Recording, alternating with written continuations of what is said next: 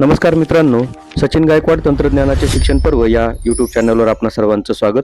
मित्रांनो, समग्र शिक्षा महाराष्ट्र प्राथमिक शिक्षण परिषद मुंबई यांच्याकडून दिनांक 24 जुलै 2026 रोजीच्या पत्रान्वये आपल्याला प्रशस्त ॲप 2.0 ची अंमलबजावणी करणे आणि प्रवेशित विद्यार्थ्यांचे 100% स्क्रीनिंग म्हणजेच तपासणी पूर्ण करण्याबाबतचं पत्र आपल्याला प्राप्त झालेलं आहे.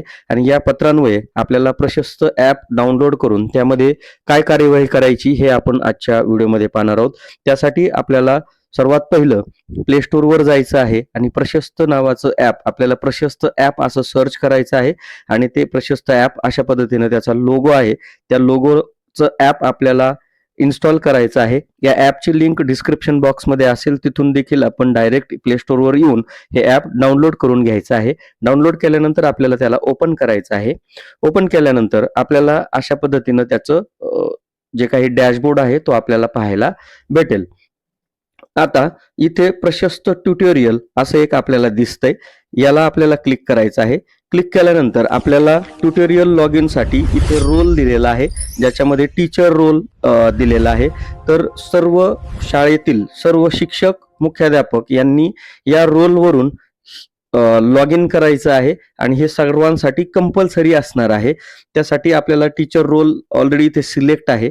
आपल्या शाळेचा UDIS नंबर या ठिकाणी टाकायचा आहे आणि खाली जो मोबाईल नंबर आहे तो मोबाईल नंबर आपल्या UDIS मधील टीचर पोर्टलवर ज्या शिक्षकांनी जो मोबाईल नंबर त्या ठिकाणी टाकलेला आहे त्या नंबरच आपल्याला या ठिकाणी टाकायचा आहे. त्यानंतर त्याच्यावर OTP जाणार आहे. जर आपला मोबाईल नंबर जुना मोबाईल नंबर असेल किंवा UDIS मधील टीचर पोर्टलमध्ये जर वेगळा नंबर आणि सध्या वापरात असलेला वेगळा नंबर असेल तर सर्वात पहिला आपल्याला UDIS पोर्टलवर जाऊन तिथे तो नंबर आपल्याला अपडेट करून घ्यायचा आहे.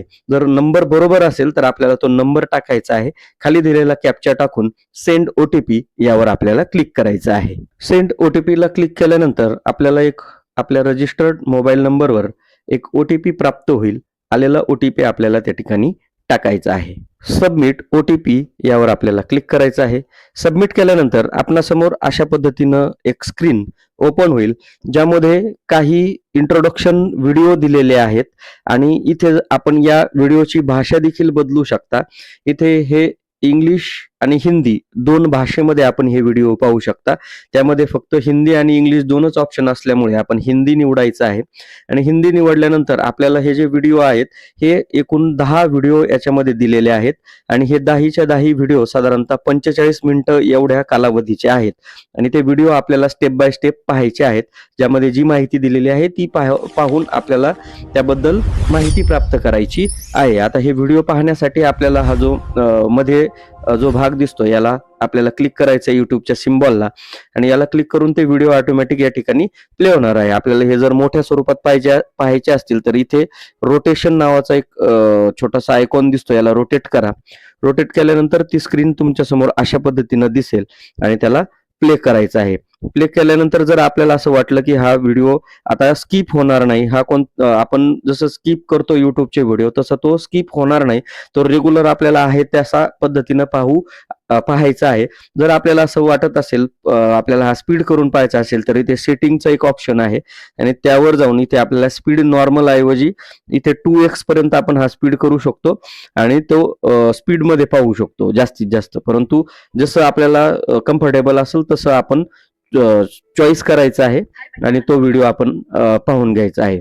आता हा व्हिडिओ जेव्हा आपण पूर्णपणे पाहू त्यावेळेस आपल्याला ते व्हिडिओ पाहिलाय म्हणून या ठिकाणी कंप्लीटेड असं दिसणार आहे आणि व्हिडिओ शेवटपर्यंत पाहावाच लागणार आहे. जोपर्यंत व्हिडिओ शेवटपर्यंत जात नाही, व्हिडिओ संपल्यानंतर त्याला एक छोटीशी टिक येते आणि ती टिक आल्यानंतरच तो व्हिडिओ संपूर्ण पाहिलाय असं सिस्टीम या ठिकाणी सांगते. तर अशा पद्धतीनं इथे आता माझे सर्व कंप्लीटेड दिसत आहेत, परंतु तुमच्या सुरुवातीला पेंडिंग दिसतील.